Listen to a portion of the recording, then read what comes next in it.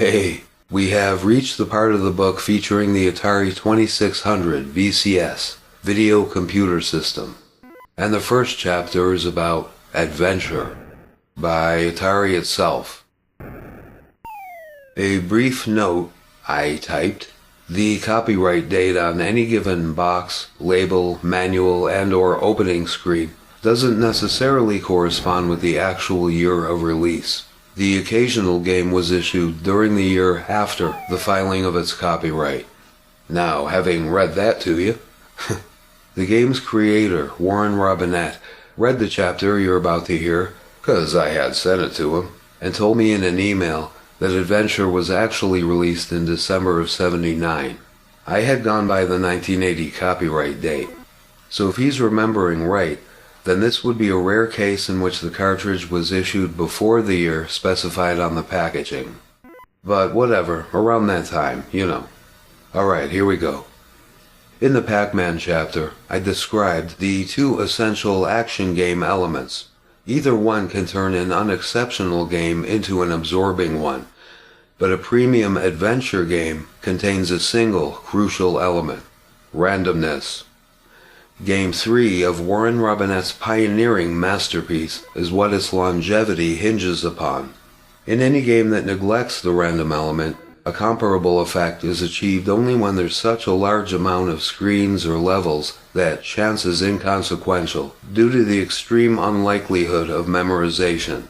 I'm thinking of the PC Dooms, given the massive amount of homemade maps offered online, and the computer versions of Montezuma's Revenge. Whether they can be categorized as action, adventure, or both, my favorite games involve exploration. I love looking for things, or keys to locks past which I can look for more things. How curious that I don't like losing my keys in real life. I enjoy the search just as much if it entails flying around in multiple directions and shooting things while I'm looking for the big thing that's most important to shoot. Somewhere in my brain it's always some form of Death Star or Master Control Program. As I briefly mentioned in the first chapter, Adventure fulfills video games' not-of-this-world promise like very few have since. It provided a new kind of reality.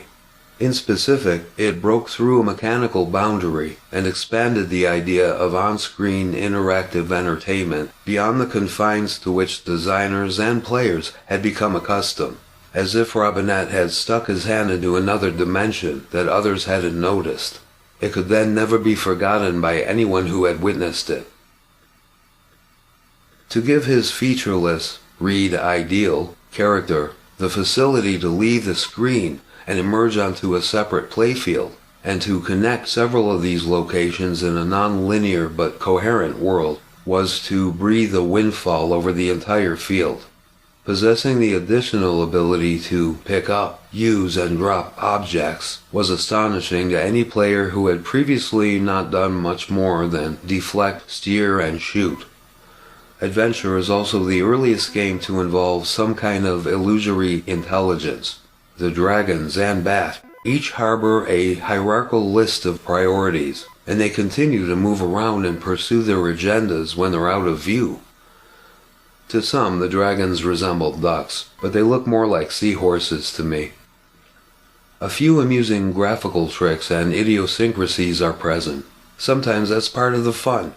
Many old games include nifty but unintentional glitches or circumstantial quirks, left in by choice or technical necessity. Superman, which depends upon Robinett's scene-switching code, has some intriguing oddities of its own. Speaking of which, my lowest time is 57 seconds. This was accomplished without the early ROM bridge cheat or the late starting timer. Thank you, thank you. One aspect that's never discussed is Adventure's great atmosphere. The eerie silence and stillness of the environment create suspense about what might be prowling just around the corner.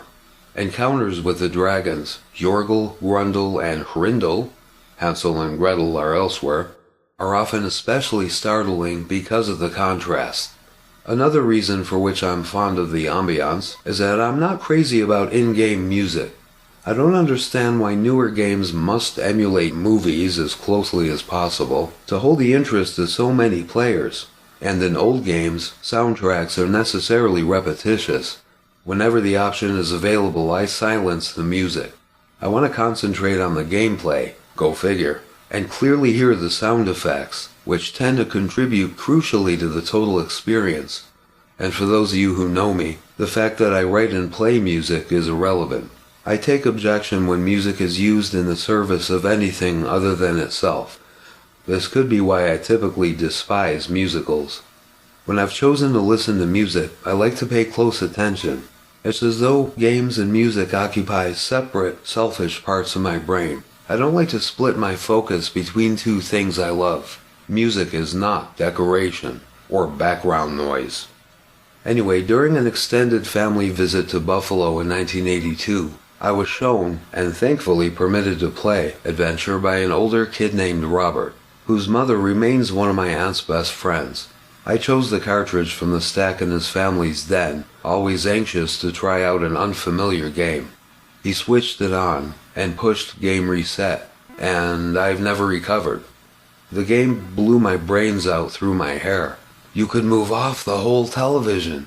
It took me a few seconds, but I caught on. The screen now showed a different room. It all struck me as an uncommonly large, nay gigantic area in which to move around, with none of the customary constraints.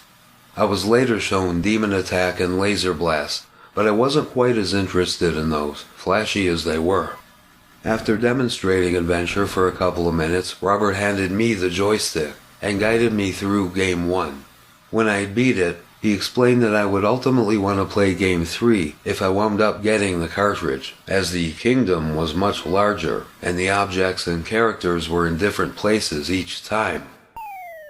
Regrettably, I haven't been in touch with Robert since that visit, when he also revealed unto me the Incredible Wizard on his Bally Professional Arcade, or it could have been the Astrocade, I don't remember which model. This was before I ever saw the arcade original, Wizard of War. And he showed me audio cassettes that magnetically stored Atari 400-800 programs, which he had typed in from books and magazines. The very idea enthralled me. Computer games hidden on innocent-looking music tapes. Imagine that. It was also during that summer vacation when I borrowed the aforementioned basic book from the library and bought my first copy of Electronic Games, the earliest magazine to be dedicated to video games, at a Wilson Farms convenience store in Tonawanda, the suburb where my aunt lived. It was the July 1982 issue. Her daughters, my cousins Denise and Mary, had Circus Atari and the fascinating Superman game. It was all nearly overwhelming for a relatively new game fanatic. Back in Albuquerque, I reread that issue of E.G. so often that I incidentally memorized some of it. Part of the reason was that Bill, Game Dr. Kunkel, had written an enticing adventure synopsis, under a pseudonym for some reason. Looking back, one of the likable things about his early 80s articles is that he didn't really write reviews. He seemed aware that one's tastes are subjective and impervious to, quote, criticism. So he didn't bother with ratings, grades, or anything so futile. What he wrote were overviews, and he often included strategies. Readers were thus informed of what they could expect from each game before deciding how to spend their cash. Thanks to the adventure article and the dictionary, I learned the definitions of carcass, catacomb, chalice, cursor, labyrinth, origin, quest, random, reincarnate, and toggle, having been confused by the phrase reset toggle. I had certainly never acquired so much vocabulary at once from a school textbook. It's all about where one's enthusiasms lie, right? Whenever I happen upon one of those words, its very shape reminds me of those two magazine pages. Kindly allow me a few additional words about Bill Kunkel, who granted me an interview for Orphan Computers and Game Systems. Ed Averett's Odyssey 2 game, KC Munchkin, was released by North American Philips/Magnavox in November of 1981. It was unreleased by Atari in March of '82. The latter company had claimed in court that the game was unacceptably similar to Pac-Man, to whose home versions it held the rights. Whereas Philips had initially prevailed, Atari won the case on appeal. Kunkel risked the perks of his career as a game journalist by testifying against Atari. He rightly felt that KC Munchkin contained enough differences to be considered a unique game. This display of integrity was, and obviously remains, uncharacteristic of most people in his general profession. He held neither livelihood nor corporate favoritism above principle. We could use a few more like him. As it happened, I literally could not wait to play it. Here's the story.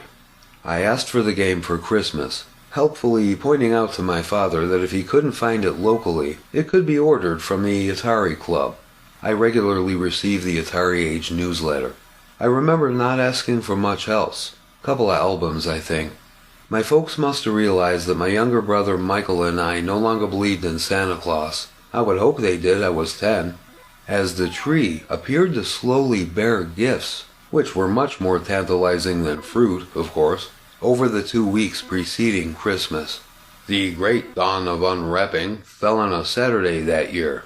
By Monday the 20th, a vibrant mound of mystery beautified the living room. I waited for everyone to fall asleep, slunk out of the lower bunk and down the hallway, and found the cartridge box-shaped presents. There were 2 of them. I guessed, correctly as it would turn out, that Mike had received the Donkey Kong conversion for which he had asked. Side note, there were actually 3 games.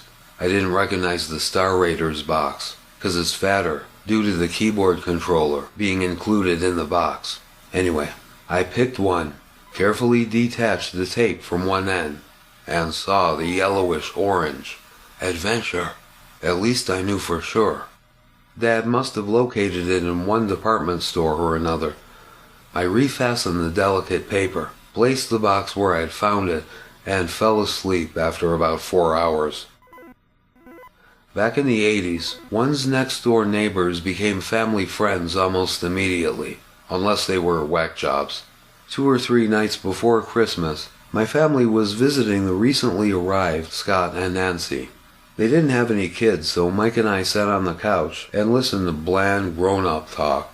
One of the very few things about which I'm resigned to feeling kind of nostalgic is that turning the television on during such a situation wasn't yet a given. Still, routine adult conversation wasn't much better. My mind wandered to castles, labyrinths, catacombs. Why, for 24 weeks I've thought of it now. I must play the game before Christmas. But how? Then I got an idea. An awful idea. The Chris got a wonderful, awful idea. I told my mother that I was hungry, and asked if I could briefly return home and grab a snack. Okay, here's the key. Remember to lock up when you leave. I thanked her, ran next door and through the garage, unlocked the kitchen entrance, dashed to the living room, plucked Adventure from the undergrowth, and unscotched the edge a second time. Now I slowly peeled open the top of the box itself, taking care not to visibly damage the thin cardboard. I slipped the cartridge out, flew to the television, reached behind it to shove the switchbox slider to Game, changed the channel to 3, inserted the ROM, and turned everything on. There they were, the center green game number, and the beckoning southern exit through the purple border. I pushed reset, and got my fix, proud that I was remembering where to go and what to do. It was all just as spellbinding as it had been months before.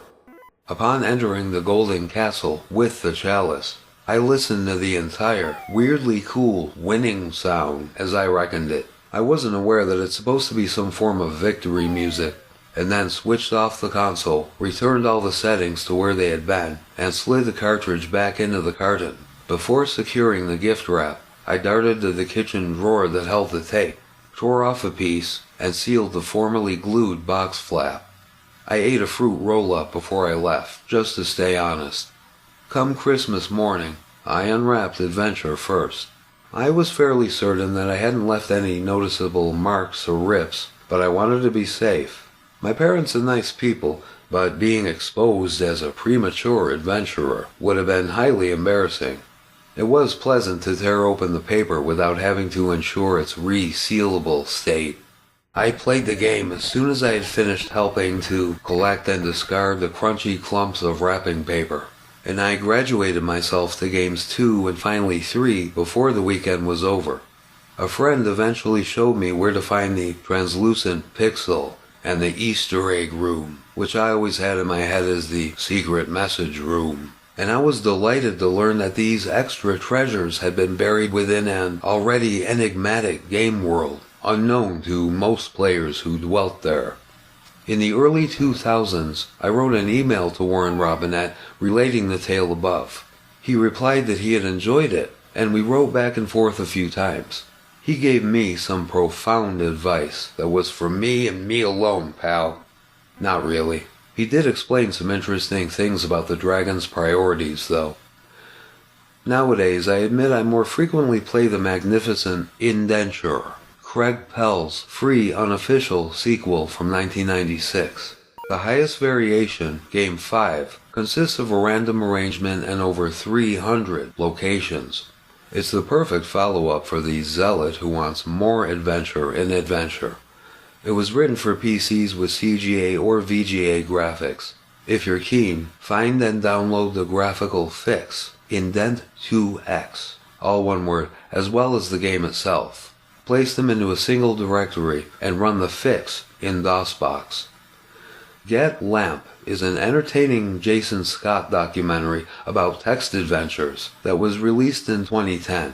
He's a superb filmmaker and the feature is extremely well done. For my taste, however, it spends a bit too much time on software collectors and behind-the-scenes politics in place of creative matters, such as insight into the brainwaves behind Infocom's groundbreaking puzzles and geography. I recommend it anyway, particularly for the substantial bonus footage on the second disc.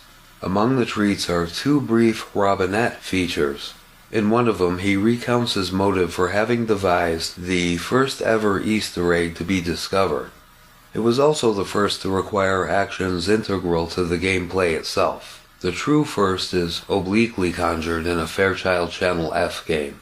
He refers to the secret message, created by Warren Robinett, as his signature, akin to those found on paintings. "I was kind of proud of that game," he says.